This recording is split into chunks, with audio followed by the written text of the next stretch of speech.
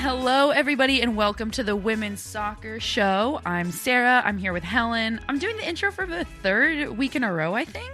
I think I'm being ousted. I didn't want to mention it, but I think I'm being ousted. Well, you just sit there quietly now. Usually you just like jump right in, and now you sit there quietly, and I'm like, oh, girl. I'll do it. Do you know what this is? This is me, my little small nod, my little theatrical nod to say, Sarah, you know what you're doing.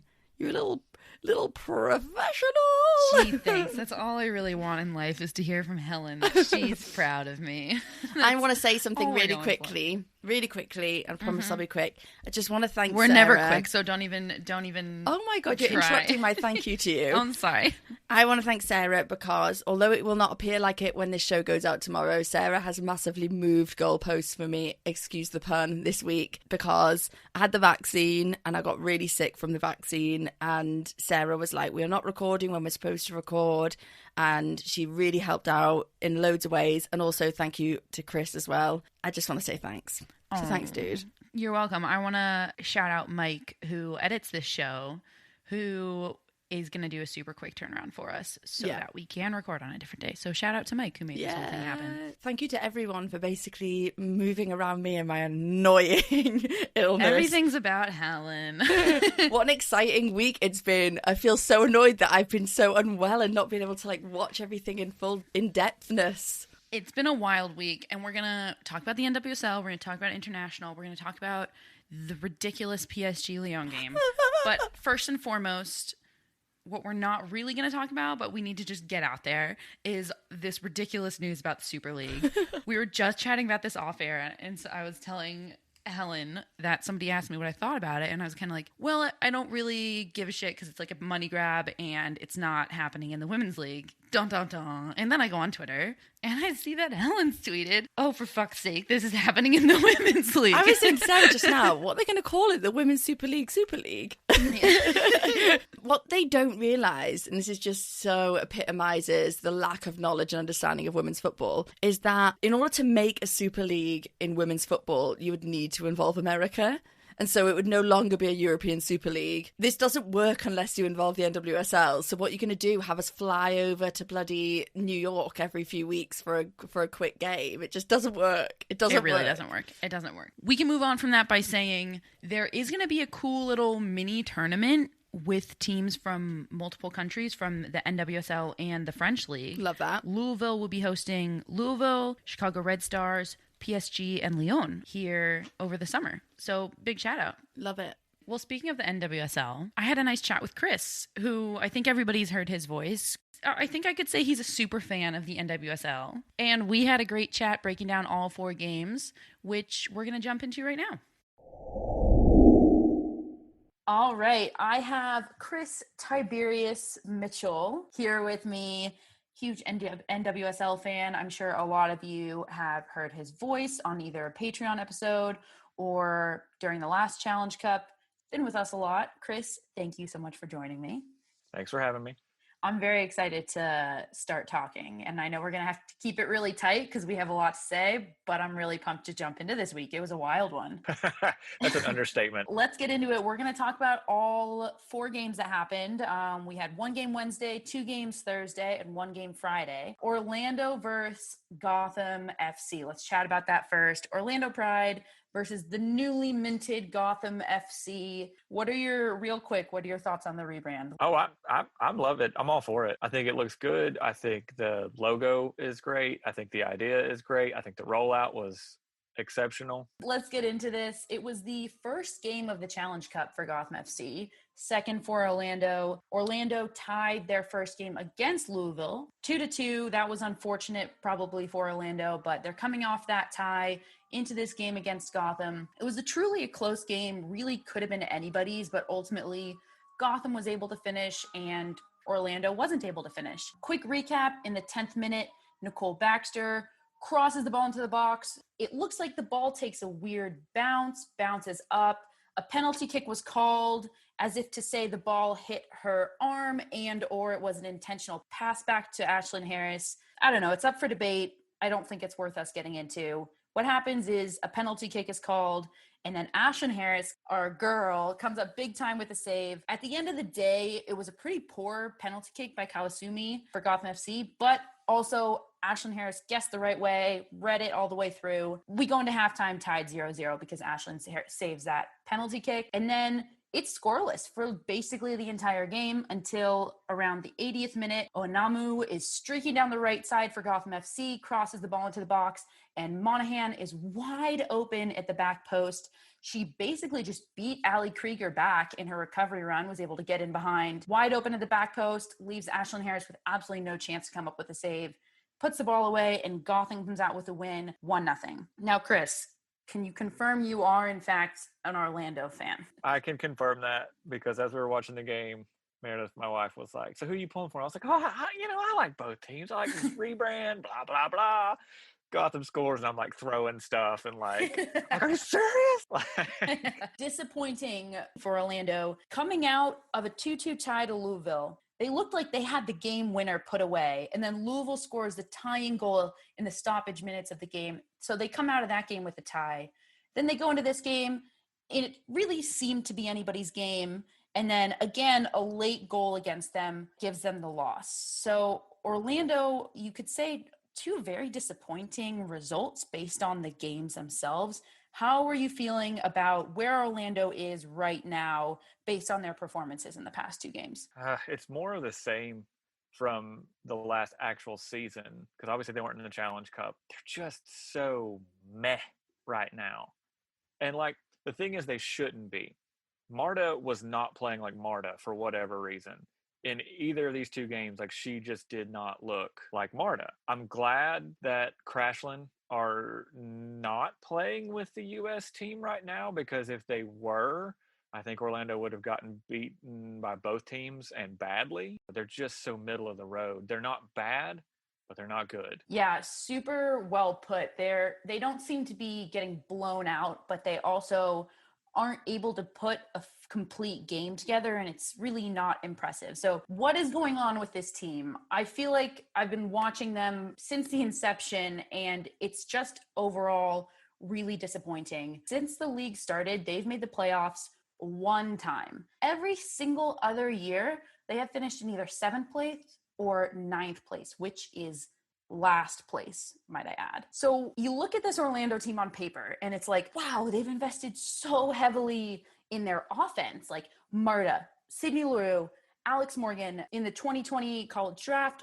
moved all the way up to 3rd to pick Taylor Korniak. They added a veteran presence of Erica Timrak this year. So it seems like this team on paper is built to score a lot of goals, and they're kind of like throwing their defense to the wayside saying whatever, because at least we'll score a lot. But then you look at them and they've scored two goals total in 2 games. It seems to be a club, a team in utter disarray. And I know I'm being really harsh, but that's just the story of Orlando. They just simply haven't been competitive. Orlando is the most aesthetically pleasing team in the league. So Their true. jerseys are amazing. They have the best. I love Crashland. I do. Love them. Who doesn't, really? Exactly. Their coach is pretty much me. I got nothing else to say about that. When is the last time that LaRue, Marta, and Morgan all played a game together? It has to have been at least 2019, and it was only like a 3-game span before Morgan got hurt again and announced she was pregnant. So that's a thing. They've invested heavily in their offense, like you were saying, but they've had a lot of injuries that have kept that offense from being on the field together. What really happened is they did not keep Saucy. They did not keep Emily Sonnet, and that is what did it, and you heard it from me. It's truly wild to me. I think you make a really good point, and I think a big source of frustration for Orlando fans is the fact that Alex Morgan really hasn't played a lot for this club. And that's not a knock to her. Like, she's gotten injuries, she got pregnant, but rightfully so, Orlando fans are frustrated. Now, does that solve all of their problems? Absolutely not. My opinion is their defense is simply abysmal. I just think that they need to invest in their defense. It's unorganized, and it's frankly a huge reason why they lose games like this. I mean, they conceded that goal because Ali Krieger got beat on the backside, and Ashlyn Harris is an incredible goalkeeper, but at some point, if you leave the keeper one-on-one enough times, that attacker is going to score. We could talk for ages on Orlando, and there's a chance that we will on a Patreon coming up soon. So moving on, game number 2 we're going to talk about is Washington Spirit versus Racing Louisville. Speaking of Saucy Sonnet, who has now been transferred to Washington Spirit, I absolutely loved this game. I was so invested in this game. I'm going to be honest. So this game started at 7 my time, and then Chicago versus Portland started at 7:30. And I was like, okay, I'll watch 30 minutes and then I'll switch over to Chicago Portland because I think that's going to be a better game. I stayed on this game because this was a great game. Wow. Chicago Portland was not a better game either. Let me tell you. I watched them both. I had to watch one on replay, which was Chicago Portland. Both Washington and Louisville are teams that everybody's going to need to watch from now on. Washington started kicking it up in last year's challenge. They made some power moves. I still am confused by letting go of Rose Lavelle. Not going to lie. Yeah. That is a move that I don't quite understand. However, Sonnet, Kelly O'Hara, genius. You're always going to be a fan of getting saucy on the team. I'm going to guess the Rose Lavelle move was some kind of symptom of, okay, we know she's going to be at City for X amount of time, so we might as well just give her rights away because we're not going to build a team around somebody who's not here. So let's just fully start building without her here. And frankly, it seems to be working. I think he said it perfectly. It was fantastic. Great organized soccer on both ends, both teams. Also on both ends of the field, offense and defense. And then in the second half, the game really opened up. So many chances on both ends. It was super exciting, super evenly matched. It really could have been anybody's game. But at the end of the day, Washington came through with yet another stoppage time goal in the 93rd minute of the game.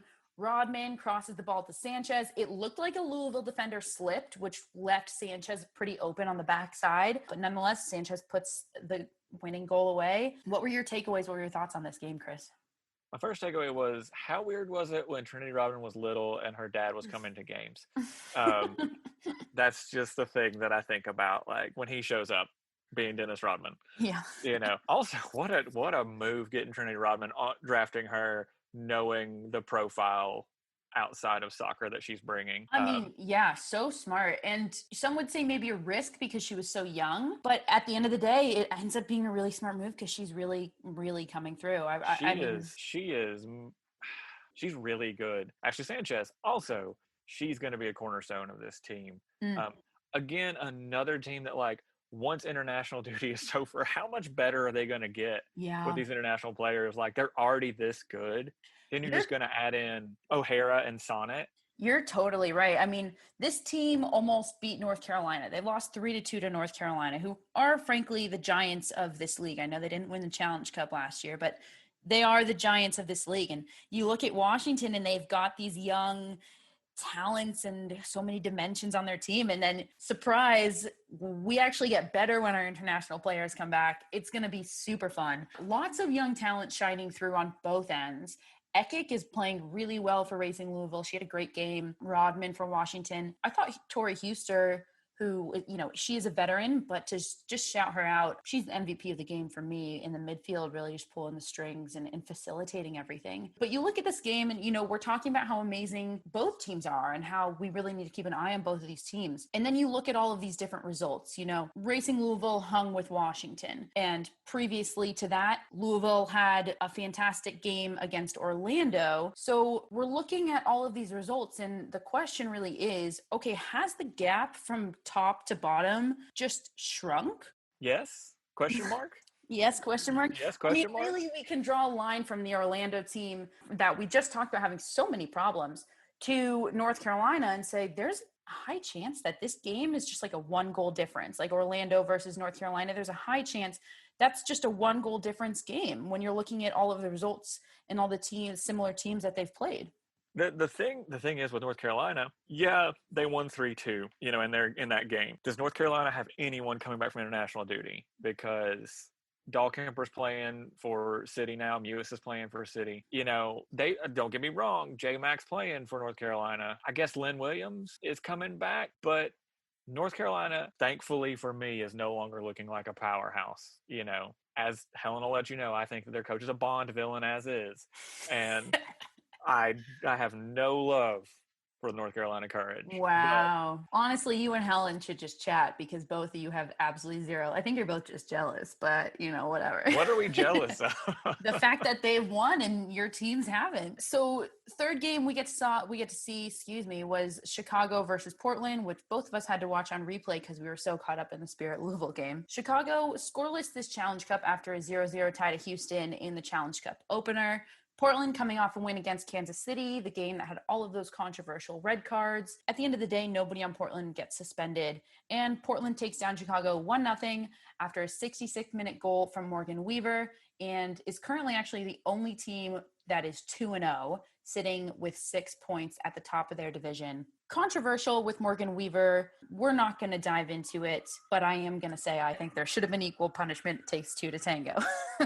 So that's not the point of this. The point is to talk about the game. So at the end of the day, Portland takes down Chicago 1-0. First of all, what's going on with Chicago? 0 goals in 2 games. Man, they don't look good. Let me go back to my standby point of I don't know if they're going to get better even when their international players come back. Other side of the coin, Portland is already 2-0, already has 6 points in this Challenge Cup, and they've still got Crystal Dunn and Becky Sauerbrunn and Lindsey Horan coming back. Oh my. Seriously.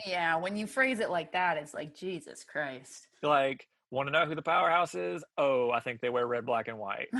Like, it's going to be a problem when all 3 of those players come back. Absolutely. And I mean, to your point about Chicago, I said this before the Challenge Cup started to Helen that I really didn't think that they were going to be good this season. They gave away Sam Kerr to Chelsea. And then in the draft, before the draft, actually this year, they trade away Yuki Nagasato and Savannah McCaskill. And it's kind of like, okay, well, there's your whole offense gone.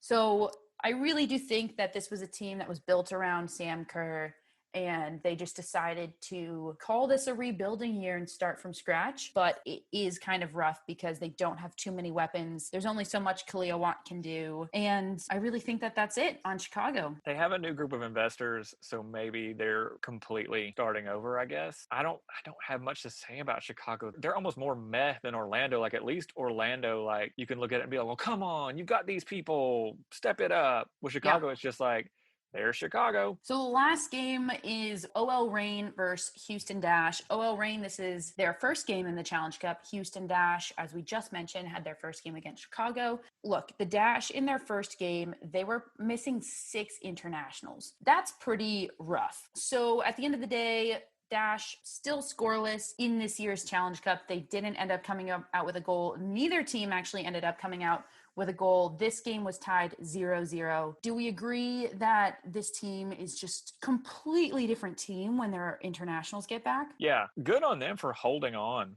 while all of them are gone. I mean, good job, Shea Groom. I love Shea Groom, by the way. Absolutely. Like, everybody knows I love Sauce and I love Christy Mewis, but Shea Groom, she's angry. I mean, I love it. She does not take anything from anyone, whether it's a ref or another player. But yeah, they're 100% a different team when all 6 of those international starters come back. And the ones who are coming back are Rachel Daly and Christy Mewis and Jane Campbell. Both of the captains, along with Christy Mewis, who really pulls the strings in the midfield for them. At the end of the day, it did seem like this game was pretty evenly matched. I will say, though, for OL Reign, this is another team that looks really different and also doesn't have too many internationals coming back. Really, just the only one that I can name is Megan Rapinoe. So this really does seem to be the team that they're playing with. So what are your thoughts on OL Reign and their chances to win the title this year? Well, Allie Long got hurt like 20 minutes before the game started, so that hurt. Big so bummer. Much. That threw all their plans out the window. Don't know what's going on with Jess Fishlock. Like, I have a lot of feelings about OL Reign and the fact that OL took over, and I do not like their coach for personal things, especially what Lindsey Horan has said, that whole like body image thing. Yep, absolutely. Which is really important for so many reasons, frankly.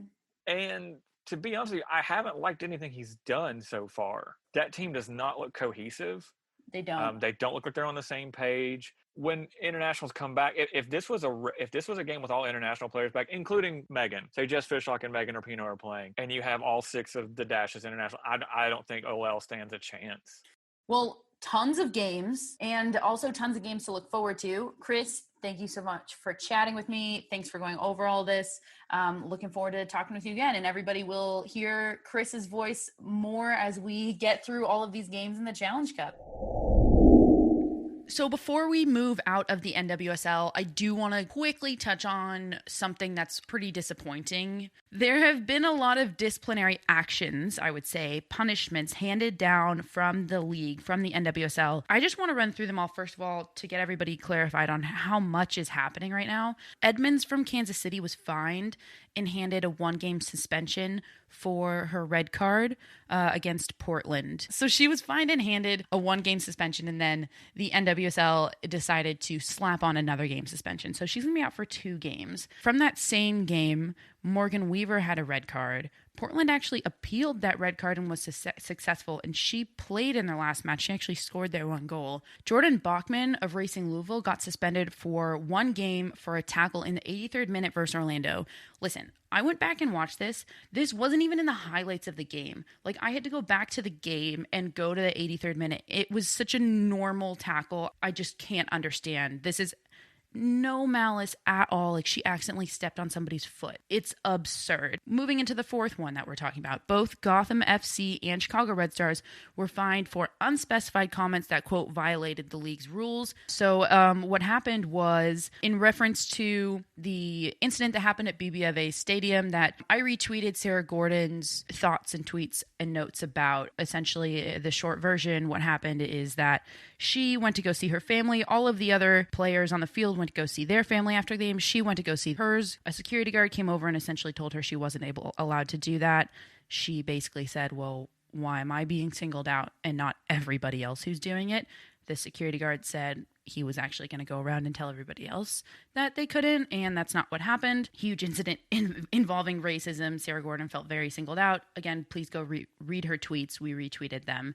So what happened was Sarah Spain, who is a co-owner of the Chicago Red Stars, and Alysse LaHue, who is the Gotham FC GM, spoke out in support of the black players of the NWSL and subsequently got fined by the league for doing so, which is absolutely absurd. And when I say they spoke out, it's also such a minor statement that the both of them put out. Sarah Spain literally just retweeted the Chicago Red Stars players' statement and wrote, quote, owners too, at Sarah Gordon. That's it. Got fined for just that. LaHue also sent out 2 tweets expressing her disappointment with the situation, apologizing to Sarah Gordon for what happened. Look, it actually doesn't matter whether they said a lot or said a little. The fact that an owner and a GM are being fined and punished for supporting black players of the NWSL is absolutely wrong, period. I completely agree. I think you've summed it up perfectly, and I think the one thing that's really damning is that this isn't the first incident, especially at the BBVA Stadium, with stewards. So the thing that really stood out to me was other players coming forward and saying, I've had similar experiences, and other fans coming forward and saying, I've had similar experiences at that stadium. So there's obviously an issue there. This isn't one isolated person saying, I'm being picked on because of XYZ. This is something that's an actual issue, which is fantastic to highlight. So really, the NWSL should be grateful that people are highlighting issues, because this is all a learning curve for all of us, right? This is all something that we can all learn from and we can all take on board. You know, things are there's a forward movement happening at the moment. People are paying attention to issues that are happening. This is great. This is an opportunity for us to wake up and look at a situation and go, maybe, just maybe, we are doing something wrong here and we should assess this and do something about it. Absolutely. How shocking that then 2 leaders in the NWSL, in Alysse LaHue and Sarah Spain, are being punished for just highlighting an issue that is evidently there. So disappointing. And look, I know that the NWSL essentially said, hey, we're having an ongoing investigation into this and nobody's allowed to speak about it while this investigation is happening, but I don't care. Last summer in 2020, the league essentially came out and said, we support Black Lives Matter, we support the black players of the NWSL, and we support equality, and we support anybody who speaks out against racism, racial injustice. And now here we are, and they're punishing people for supporting Black players' voices who are already minimized. It's just really, really disappointing, and I really want the NWSL to do better. There was one other thing that you wanted to raise, and it is something that I find really interesting. This is a whole other debate, but essentially what I've noticed in world football across the world, but now it's being really sort of spotlighted in the NWSL, is being able to comment on decisions. And in the Premier League and in the top leagues around the world, you get fined for commenting on referee decisions. So if you say something negative against a referee or a linesperson, then you can be fined for it. If you're negative against decisions or you suggest that in any way there is fixing or something wrong with decision making, then you can be fined. And obviously Megan Klinenberg for Portland was fined because of some really calm decisions and comments that were made after the game against Kansas City, and she just pointed out the refereeing was quite bad in this game. I think personally, this is just an opinion, in world football, this whole fining people, it's not North Korea. Say what you want. If you think a referee decision is bad, just like in the workplace, if you think that something your boss has done isn't right, you should be able to say, oh, I think that maybe wasn't the best decision. If we can't talk about bad refereeing decisions, how will we ever improve refereeing decisions? If we can't talk about it, have a debate about it, have a conversation about it, how can we change it? She's been fined. She spoke out very, very calmly in reference to the refereeing. And I also want to just read a small statement because she referenced something that's much larger than just the refereeing. She said, quote, "It's tough because I think a lot of times women's sports that happen to feature women in general,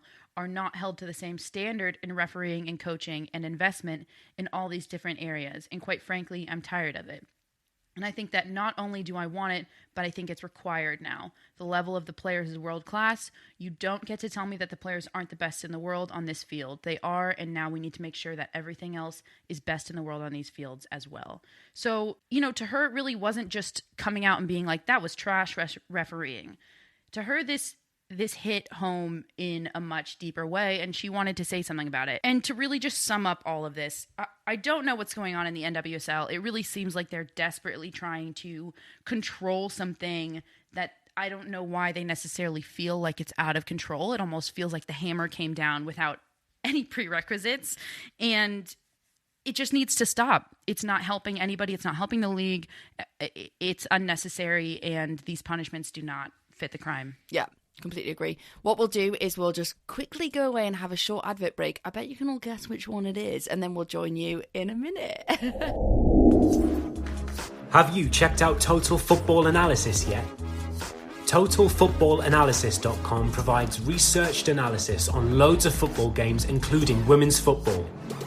Want to know why Miedemar scores so many goals? Do you want to explore how City have turned it around this season? Head over to TotalFootballAnalysis.com and sign up to learn more about the beautiful game. We have a special discount for listeners of the Women's Soccer Show. At checkout, type WOSO10 to get a full year for €10. That's €40 off the yearly subscription. Head over to TotalFootballAnalysis.com and type WOSO10 at checkout. All right, once again, that is WOSO10 at checkout. That is a year subscription for €10, which we did the math. It's like $12. So it's just so worth it, you guys. And I have spoken to some people that have actually gone through with this deal. And people are just like, oh my God, even if you read one article a year, then it's worth it. Totally. Totally. These articles aren't just like a couple paragraphs. They break down the entire game from every single angle, from every single team, offense, defense, whatever you want. It's awesome. It's really, really great. 100%. Should we go around the world, around? That didn't click. I was waiting for you to sing around the world. So like last week, our around the world is going to be not clubs, but internationals. Canada beat England 2-0 last Tuesday, handing England its second defeat in a row. This does not bode well for the English side, who truly seem to have lost their form. Not a lot of time left before the Olympics for that Team GB squad to come together and make things happen. I know that I said it in the last episode. Sarah and I, if everyone listened to the last episode, Sarah and I both came to a kind of conclusion that we really wanted to see the USA-France game appear with loads of the more starting USA lineup that we might see at the Olympics, we might see at future tournaments. And I said the same for England. And in fact, I gave my lineup, I think, at the time. I said, this is the team that I'd like to see against Canada. Unfortunately, Hegarisa doesn't actually listen to our podcast yet. It's in the queue. But if she did, maybe she would have started with a potential starting lineup that maybe she would have started with. And we conceded really early, 2 mistakes, weren't very clinical. I'm not deeply concerned. The only thing I would like to see is I'd love to see England win, because I think it builds confidence. I'd love to see us start with a lineup that we might take to a major tournament. But it is what it is. You know, we'll live and we'll learn. I mean, I think we'll come on to a similar issue when we get to Australia. And we said it in the last one. It's tough because you usually have enough games to sort out your starting lineup and then also have a lot of games with that starting lineup. And right now you kind of just have to pick between one of them. So speaking of starting lineup, USA versus France, the US, I thought, put out what would be their Olympic starting lineup if the Olympics started today. That's what it looked like to me. USA beat France 2-0 last Tuesday. It should be noted that this French side did look a little different because a lot of Lyon players, I believe there were 6 players who were missing from the French side due to COVID. So different French side, however, still a really great game. Yeah, I think that this was the starting lineup we would see if the Olympics started tomorrow. Obviously, there's a couple question marks in terms of will Tobin Heath be there, so on and so forth. But all in all, a better showing from the US than against Sweden. We'll say that. The USA autobiography is being written by Megan Rapinoe at the moment, entitled The Life of a Penalty Taker. This time it was deserved, so I'm going to shut up now. We'll move on to Germany versus Norway. Germany beat Norway 3-1. And Norway scored first in the 4th minute to go 1-0 up, which I think was a bit of a shocker for everybody. Germany were quick to equalise with a goal from Freigang in the 8th minute. 10 minutes after, they went up 2-1, goal from Dahlmann. And they went up with a 3rd goal by Krumbayger, my lord. Oh my goodness. Krumbayger. Oh my goodness. And they put the game away in the second half. Germany, I think, were a bit shocked by going 1-0 down. Norway are a really decent team, and they really clicked into gear going into that second half. I have to say, just as a quick note here, I'm very disappointed that Germany won't be in the Olympics. I just think that it's so ridiculous that the World Cup serves as the qualifiers for the Olympics for the women's side. It just makes absolutely no sense to me. They're a top 10 team in the world, and I don't know. I would have loved to see them in the Olympics. I understand, though, there can't be too many European teams there because it's the Olympics, even though they are the best teams out there. But, you know, it is what it is. I'm disappointed. I think we've got a potential Patreon episode for this one, because you and I are going to be such oppositions on this. This is the first year, I swear this, because in 2012, we obviously hosted the Olympics in the UK.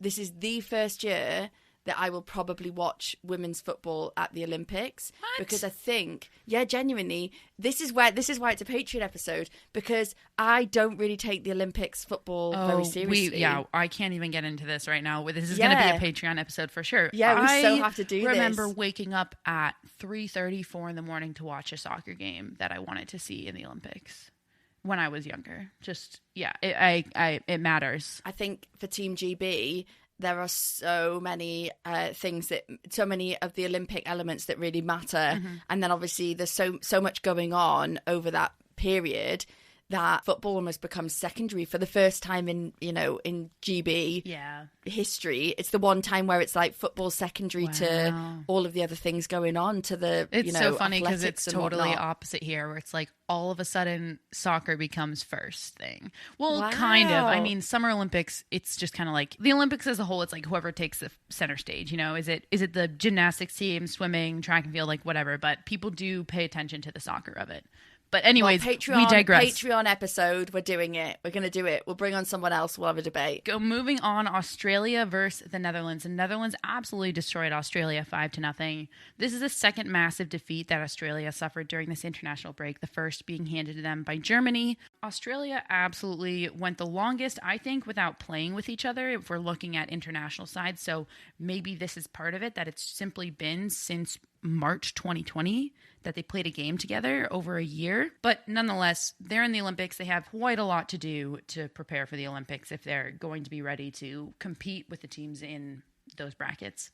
Finally, Spain defeated Mexico. All these games were played on Tuesday. I actually was keeping up with this game on like a live Twitter feed while I was watching the U.S. game, which was kind of funny. Cartadona and Garcia scored for Spain. Cartadona had 1 and Garcia had 2, and they swiftly put Mexico away 3-0. And that's it for our Around the World. This is it. We're going to talk about PSG Lyon. We're going to do it.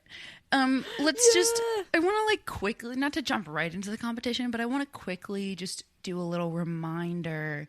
Can I just stop you for 1 second? No. Before this happened, I literally, as soon as the game finished, I went back to episode 13. I'm not even joking. And I just went, because I knew what sort of part of the show it was, and just pressed play and listened because I could not remember. Okay, tell us what happened. And then I just hit. Tell us what we said.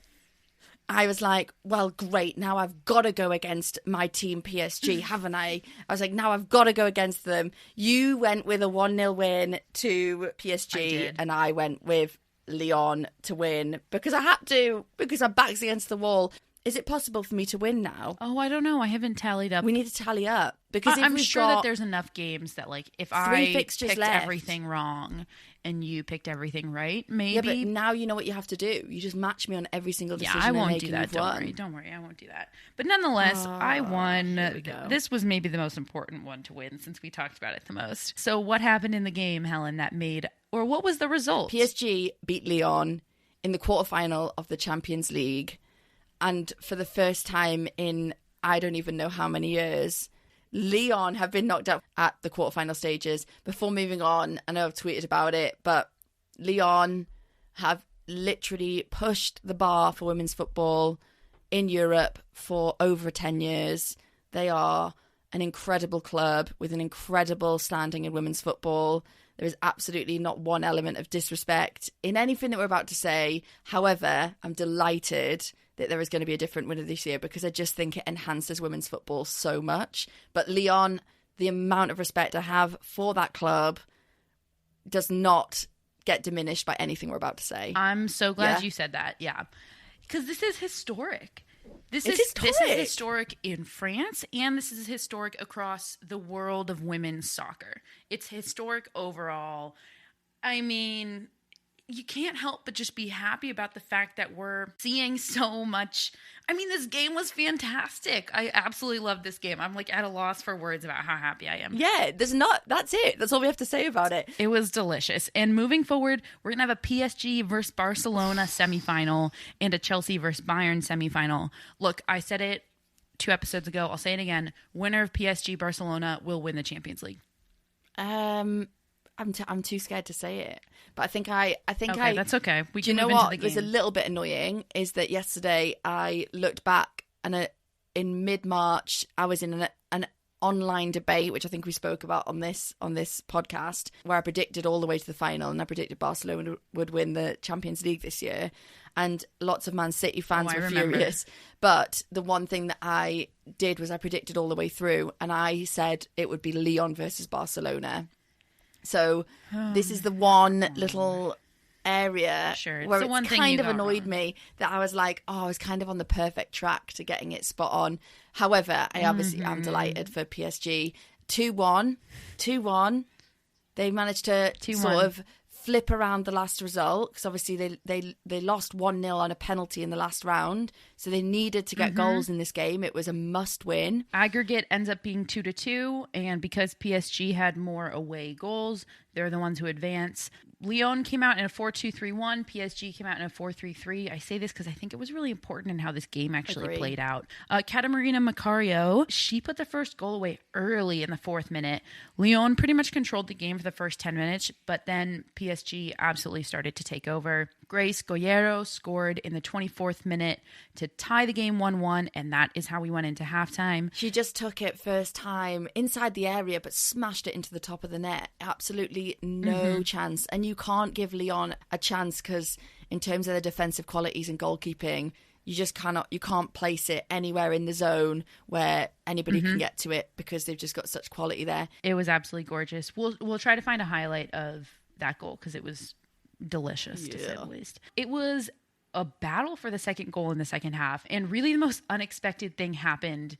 Wendy Renard scores an own goal in the 61st minute and PSG goes up 2-1. It was a beautiful cross in from the right side, and Renard was tracking back towards her goal, facing her goal, as you have to do when you're tracking back quickly like that. And she stuck her leg out in an effort to deflect it across the line, and instead it went in. Lyon had an incredible opportunity in the last minute of stoppage time. It was absolutely ridiculous. I literally thought they were about to tie it up. But an absolutely ridiculously huge, big time save by Chilean keeper Claudia Endler kept PSG on top, and that is how the game ended. Wow. Really, with the exception of the first 10 minutes, I truly think like that PSG looked like the more dangerous team, which is what ended up resulting in them winning. I mean, we just said that a bit of disorganization by Lyon led to that own goal, unfortunately. And then you look at the second half and you look at Lyon's offense, and they really only had one true opportunity. PSG held them to 5 total shots throughout the whole game. I mean, Lyon, they were able to control the game. They didn't lack in possession, but what they did lack in is in that final third. They really just weren't able to find each other, which is what led to such few shots and ultimately what led to PSG being able to go up 2-1. I want to shout out Formiga, who I thought played absolutely brilliantly as the holding mid. So she's my MVP with the exception of Endler, who made that ridiculous save at the end. Also, what I will say is Buhadi, the Lyon goalkeeper, had an excellent game as well. They had to make some really cracking saves. I think that it could have easily been 3-1. And PSG didn't shut off after going 2-1 up. They really did keep on attacking. And then the only other real comment that I have to make is the quality that PSG have on their bench, because I think that there's this common misconception about there being 3 or 4 teams of quality across Europe, and that being Lyon, who everybody said, they're the best team in the world and stuff. And yeah, don't get me wrong, when you're bringing on Les Sommer, that you've got a pretty good team. But they brought on and Henry as well. Yeah, when you've coming in as a it's sub, ridiculous. It's absolutely ridiculous. Ramona Bachmann, Alana Cook, and Jordan. The three of them, Jordan, Ramona, and Alana, coming off the bench for PSG. That's an unbelievable 3 substitutions to bring in when you're 2-1 up. So the quality they have in depth as well. PSG, I'm going to say it, they could beat Barcelona. Reminder that we still have a PSG-Lyon matchup for Division 1 Féminine, the French league. So we still get to see this matchup again. I was going to ask you, what do you think now? What do you think happens? Do you think Lyon are furious? They need to win the league. I think Lyon comes back and wins. This will be the first time they've not won anything, any silverware, if they don't win this. Yeah. In the entire last 10 years. Surely. I think that I don't think that they'll destroy PSG, but I think that they will absolutely win the head-to-head. I'm literally shaking 25th of April, which is actually only 6 days away. Paris versus Barcelona at 2 p.m. and are both Sunday games as well, guys, so no excuses. And then 4 p.m. Bayern Chelsea. Oh my goodness. I will quickly say about the French league, Lyon are actually 4 points back. They do have a game in hand, but they are 4 points back, so they're going to need PSG to drop something, tie a game. So it's not just the head-to-head that's going to determine this league. This is a big, big few weeks for Lyon. Should we go ahead with our predictions for the next round? Let's do it. Next round is next weekend. Do you want me to go first so you can't say that I came on second? So let's go Bayern Chelsea first, because I think that we've obviously got a lot invested in this Paris versus Barcelona game. This isn't going to be fun for the listeners, but we'll parse it out right at the end. We're just going to go with winner. Yeah, no scoreline, just winner. 3, 2, 1. Chelsea. Okay. Damn it. All right. You ready for PSG Barcelona? Versus Barcelona. Okay. You ready? 3, 2, 1.